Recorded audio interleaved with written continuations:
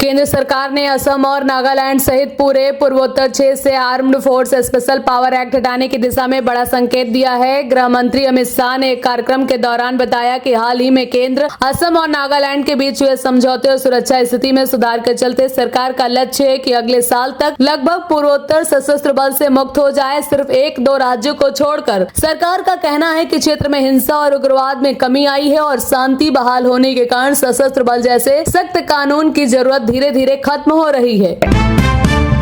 देश के कई राज्यों में मौसम का मिजाज तेजी से बदल रहा है। उत्तर प्रदेश, मध्य प्रदेश, बिहार और राजस्थान के कई इलाकों में बारिश और आंधी की संभावना जताई गई है, जबकि कुछ क्षेत्रों में हीट वेव का असर जारी है। मौसम विभाग ने लोगों को सतर्क रहने की सलाह दी है। खराब मौसम के चलते रेल सेवाओं पर भी असर पड़ सकता है। आने वाले दिनों में तापमान में उतार चढ़ाव और तेज हवाओं का दौर देखने को मिल सकता है। कानपुर में आयोजित आशीर्वाद समारोह में आरएसएस प्रमुख मोहन भागवत ने सामाजिक समरसता और राष्ट्र निर्माण पर जोर दिया है। उन्होंने कहा कि समाज से भेदभाव समाप्त कर सभी को समान अवसर मिलना चाहिए। भागवत ने स्वयंसेवकों से गांव-गांव, घर-घर पहुंचकर समाज को जोड़ने का आह्वान किया। उन्होंने स्वदेशी सामाजिक एकता और सकारात्मक बदलाव को देश की प्रगति का आधार बताया। उनका यह हाल के महीनों में कानपुर का दूसरा महत्वपूर्ण दौरा रहा।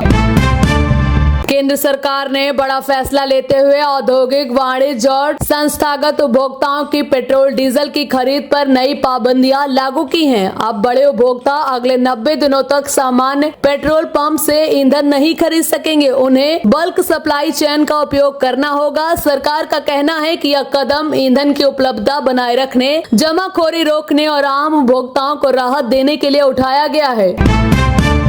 पश्चिम बंगाल की राजनीति में तृणमूल कांग्रेस ने 19 बागी सांसदों ने लोकसभा अध्यक्ष को पत्र सौंपकर पार्टी से अलग गुट के रूप में मान्यता देने की मांग की है। इस सूची में कई प्रमुख सांसदों के नाम शामिल बताए जा रहे हैं। इस कदम से ममता बनर्जी की पार्टी में अंदरूनी संकट और गहरा गया है। राजनीतिक गलियारों में इसे टीएमसी के लिए बड़े झटके के रूप में देखा जा रहा है।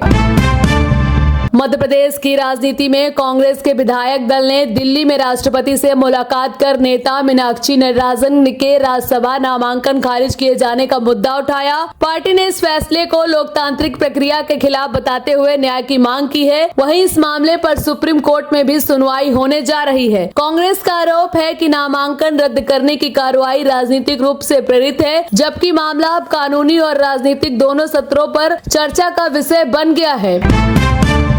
देश में चर्चा का विषय बनी कांकरोच जनता पार्टी ने पुणे से अपने राष्ट्रव्यापी आंदोलन की शुरुआत करते हुए शिक्षा घोषणा पत्र जारी किया है। पार्टी के संस्थापक अभिजीत दीपिके ने परीक्षा पेपर लीक और शिक्षा व्यवस्था में कथित गड़बड़ियों के खिलाफ आवाज उठाते हुए केंद्रीय शिक्षा मंत्री के इस्तीफे की मांग दोहराई है। आंदोलन का फोकस छात्रों के हित की रक्षा और परीक्षा प्रणाली में जवाबदेही सुनिश्चित करना बताया गया है। यह अभियान सोशल मीडिया पर भी तेजी से चर्चा बटोर रहा है। सुप्रीम कोर्ट ने एक अहम फैसले में पॉक्स एक्ट के तहत दोषी ठहराए गए व्यक्ति को बरी कर दिया है। अदालत के मामले के तथ्यों और परिस्थितियों को देखते हुए कहा कि बाद में विवाह और आपसी सहमति जैसे कारणों के आधार पर दोष सिद्ध टिकाऊ नहीं रह जाती। कोर्ट ने अपने विशेष अधिकारों का इस्तेमाल करते हुए निर्णय दिया है और कहा है हर मामले में न्याय के लिए परिस्थितियों का समग्र मूल्यांकन जरूरी है। अयोध्या के राम मंदिर से जुड़ी चंदा व्यवस्था को लेकर कुछ रिपोर्ट्स और विपक्षी नेताओं के आरोपों में दावा किया गया है कि राम मंदिर से जुड़े नाम पर दान संग्रह की प्रक्रिया में पारदर्शिता और बड़े स्तर पर धन के इस्तेमाल को लेकर सवाल उठे हैं। वहीं श्री राम जन्मभूमि तीर्थ क्षेत्र ट्रस्ट का कहना है कि सभी दान आधिकारिक चैनलों से लिए गए हैं और किसी भी निजी व्यक्ति को चंदा इकट्ठा करने की अनुमति नहीं है। मामला पूरी तरह राजनीतिक और कानूनी चर्चा का विषय बन गया है। हरियाणा के रोहतक जिले में एक बड़ा मामला सामने आया है, जहां दिल्ली के जंतर मंतर में कांग्रेस जनता पार्टी के विरोध प्रदर्शन में शामिल होने के बाद एक सरकारी गेस्ट टीचर को निलंबित कर दिया गया है। रिपोर्ट्स के अनुसार टीचर पर बिना अनुमति ड्यूटी स्टेशन छोड़कर प्रदर्शन में शामिल होने का आरोप लगाया गया है। वायरल वीडियो के बाद यह कार्रवाई की गई है। यह घटना ने सरकारी कर्मचारियों के प्रदर्शन में भागीदारी और नियमों को लेकर नई बहस छेड़ दी है। तृणमूल कांग्रेस में अंदरूनी राजनीतिक संकट गहराता नजर आ रहा है। रिपोर्ट्स के मुताबिक पार्टी के 19 सांसदों ने लोकसभा अध्यक्ष को पत्र लिखकर अलग गुट के रूप में मान्यता की मांग की है। इस सूची में यूसुफ पठान, सयोनी घोष और शत्रुघ्न सिन्हा जैसे बड़े नाम शामिल बताए जा रहे हैं। हालांकि पार्टी के कई नेता इन दावों को सिर से खारिज कर रहे हैं और इसे राजनीतिक साजिश बता रहे हैं। इस घटनाक्रम में ममता बनर्जी की पार्टी में हलचल तेज कर दी है। अयोध्या राम मंदिर से जुड़ी चंदा डोनेशन व्यवस्था पर महंत कमल नारायण दास ने आरोपों के बीच निष्पक्ष जांच की मांग की है और कह रहे हैं कि यदि किसी भी तरह की अनियमितता के संकेत मिले तो पारदर्शी जांच जरूरी है। वहीं श्री राम जन्मभूमि तीर्थ क्षेत्र ट्रस्ट ने सभी आरोपों को खारिज करते हुए कहा है कि दान की पूरी प्रक्रिया रिकॉर्ड और ऑडिटेड है। इस मुद्दे पर सियासी बयानबाजी भी लगातार बढ़ रही है। भोपाल में एक्ट्रेस तसा शर्मा की मौत से जुड़े मामले में उनके पिता ने मध्य प्रदेश हाई कोर्ट में शिकायत दर्ज कर कुछ लीगल एंड डिफेंस काउंसिल से जुड़े वकीलों की भूमिका की जांच की मांग की है। आरोप है कि इन वकीलों की भूमिका संदिग्ध रही और केस की निष्पक्षता पर सवाल उठे हैं। मामला पहले से ही सीबीआई जांच के तहत और परिवार लगातार स्वतंत्र और पारदर्शी जांच की मांग कर रहा है। इस बीच जांच शुरुआती चरण में लापरवाही को लेकर एक पुलिस अधिकारी पर जुर्माना भी लगाया गया है। प्रधानमंत्री नरेंद्र मोदी ने नई दिल्ली में आयोजित नीति आयोग की 11वीं गवर्निंग काउंसिलिंग बैठक की अध्यक्षता की है। इस बैठक का मुख्य फोकस विकसित भारत 2047 के विजन के तहत समावेशी मानव विकास पर रहा। पीएम मोदी ने राज्यों के साथ मिलकर रोजगार, कौशल विकास, शिक्षा और इंफ्रास्ट्रक्चर को मजबूत करने पर जोर दिया है। साथ ही निवेश बढ़ाने, ईज ऑफ डूइंग बिजनेस सुधारने और नवाचार को बढ़ावा देने जैसे अहम मुद्दों पर भी चर्चा हुई है। बैठक में कई राज्यों के मुख्यमंत्री और उपराज्यपाल शामिल हुए हैं।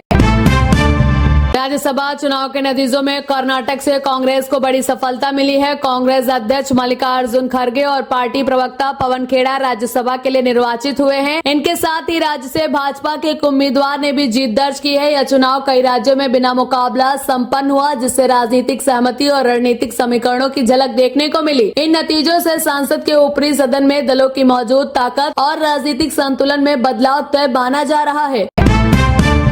अमेरिका और ईरान के बीच तनाव एक बार फिर बढ़ गया है। पूर्व राष्ट्रपति डोनाल्ड ट्रंप ने ईरान के खर्ग आइलैंड पर नियंत्रण उसके तेल ढांचे को निशाना बनाने की धमकी दी है, जिससे ईरान की ऊर्जा व्यवस्था का सबसे अहम केंद्र माना जाता है। इस बीच क्षेत्र में लगातार हवाई हमले और जवाबी कार्रवाई की खबरें सामने आ रही हैं, जिससे हालात और गंभीर हो गए हैं। हालांकि कुछ रिपोर्ट्स में यह भी कहा जा रहा है कि दोनों देशों के बीच शांति समझौते को लेकर बातचीत जारी है और स्थिति जल्द बदल सकती है।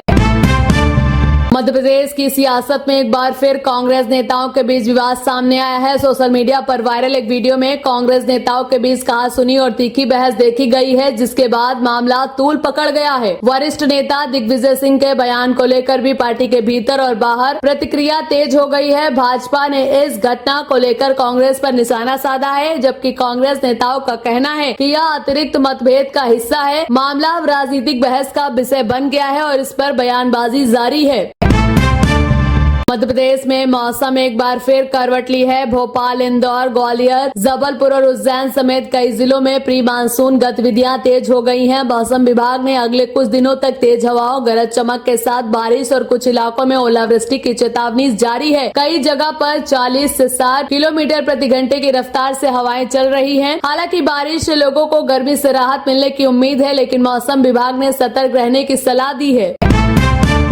उत्तर प्रदेश में बिजली व्यवस्था को लेकर सियासत तेज हो गई है। यूपी कांग्रेस अध्यक्ष अजय राय ने अजय की बिजली आपूर्ति पर सवाल उठाते हुए प्रधानमंत्री को पत्र लिखा। उन्होंने आरोप लगाया है कि राज्य में डबल इंजन सरकार के दावे के बावजूद ग्रामीण और शहरी इलाकों में लगातार बिजली कटौती और लोड शेडिंग से जनता परेशान है। कांग्रेस का कहना है कि गर्मी के मौसम में बिजली संकट ने लोगों की मुश्किलें बढ़ा दी हैं और सरकार को तत्काल सुधारात्मक कदम उठाने चाहिए। उत्तर प्रदेश में योगी सरकार की प्रेस कॉन्फ्रेंस के दौरान राजनीतिक एकता का प्रदर्शन देखने को मिला। मंच पर सिर्फ भाजपा ही नहीं बल्कि एनडीए के सहयोगी दल जैसे अपना दल समेत अन्य घटक दलों के नेता भी मौजूद रहे। इस दौरान सरकार ने अपने विकास कार्य और नीतियों को सामने रखते हुए गठबंधन की मजबूती का संदेश देने की कोशिश की है। सहयोगी दलों की मौजूदगी और आगामी राजनीतिक रणनीति और एकजुटता के संकेत के रूप में देखा जा रहा है। विपक्ष ने हालांकि इस कार्यक्रम पर अलग अलग प्रतिक्रिया दी है और इसे राजनीतिक दिखावा बताया गया है। नीट परीक्षा को लेकर एनटीए ने बड़ा फैसला लिया है। 21 जून को होने वाली परीक्षा में अभ्यर्थियों को अब प्रश्न पत्र हल करने के लिए अतिरिक्त समय दिया जाएगा। जानकारी के अनुसार उम्मीदवारों को लगभग 15 मिनट ज्यादा समय मिलेगा, जिससे वे प्रश्नों को बेहतर तरीके से हल कर सकेंगे। एनटीए का कहना है कि यह बदलाव परीक्षा प्रक्रिया को अधिक सहज और छात्रों के हित में बनाने के लिए किया गया है। इस फैसले से लाखों मेडिकल अभ्यर्थियों को राहत मिलने की उम्मीद है। उत्तर प्रदेश के मुख्यमंत्री योगी आदित्यनाथ ने press shooting coach Jaspal Rana के निधन पर गहरा शोक व्यक्त किया है। सीएम ने कहा है कि जसपाल राणा का भारतीय निशानेबाजी को ऊंचाइयों तक पहुंचाने में महत्वपूर्ण योगदान रहा है। उन्होंने उनके परिवार प्रति संवेदना व्यक्त करते हुए दिवंगत आत्मा को शांति की कामना की है। जसपाल राणा के निधन को खेल जगत के लिए बड़ी क्षति माना जा रहा है, क्योंकि उन्होंने कई अंतर्राष्ट्रीय पदक विजेता खिलाड़ियों को प्रशिक्षण दिया था। उत्तर प्रदेश के बरेली से बड़ी खबर। दहेज में बुलेट मोटरसाइकिल और 2 लाख रुपए की मांग को लेकर शादी समारोह में विवाद हो गया। आरोप है कि मांग पूरी नहीं होने पर दोनों पक्षों के बीच कहासुनी हो गई। मामला इतना बढ़ गया कि शादी रुक गई। सूचना पर पुलिस मौके पर पहुंची और दोनों पक्षों से बातचीत की। मामले की जांच जारी है। उत्तर प्रदेश की राजनीति से बड़ी खबर। चिराग पासवान की पार्टी में उत्तर प्रदेश विधानसभा चुनाव की तैयारियां तेज कर दी गई हैं। पार्टी राज्य में अपना जनाधार बढ़ाने की कोशिश में जुटी है। माना जा रहा है कि इससे समाजवादी पार्टी, बहुजन समाज पार्टी को चुनौती बढ़ सकती है। चिराग पासवान ने संगठन विस्तार और मजबूती पर जोर दिया है। प्रदेश की राजनीति में नए समीकरण बनाने की चर्चा तेज हो गई है।